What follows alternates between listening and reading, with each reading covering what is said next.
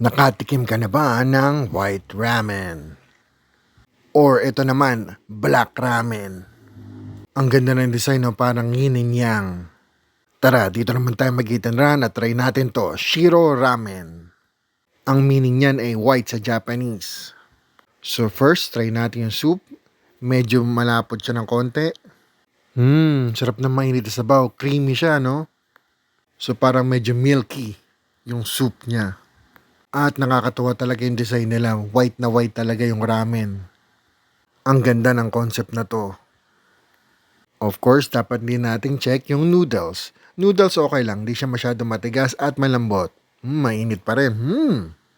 Maganda ang pagka-blend ng noodles at ng soup. Check naman natin yung meat dun sa soup. Perfect bite, no? Hindi siya masyado malambot at matigas. Si wifey naman ang magta-try ng Kuro Ramen.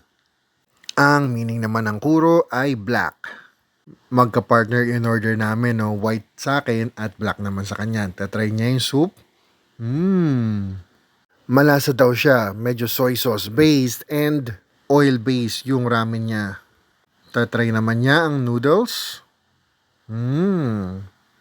Actually, nakakatakam panoorin to ah.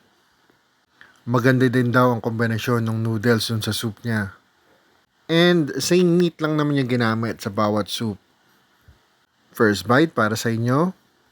Una talaga natatanggal yung fat ng meat, no? At syempre yung egg. Sarap, suabe. So kung gusto nyo try itong kakaibang ramen, white and black, try nyo na dito. For me, kung kukumpara ko yung Shiro at Kuro Ramen, mas panalo sa akin tong Shiro Ramen. At sa mga nagtatanong, ang pangalan ng restaurant ay Ramen Kuroda. Try nyo na to and see you on our next Eat and Run mga Toysters. Bye-bye!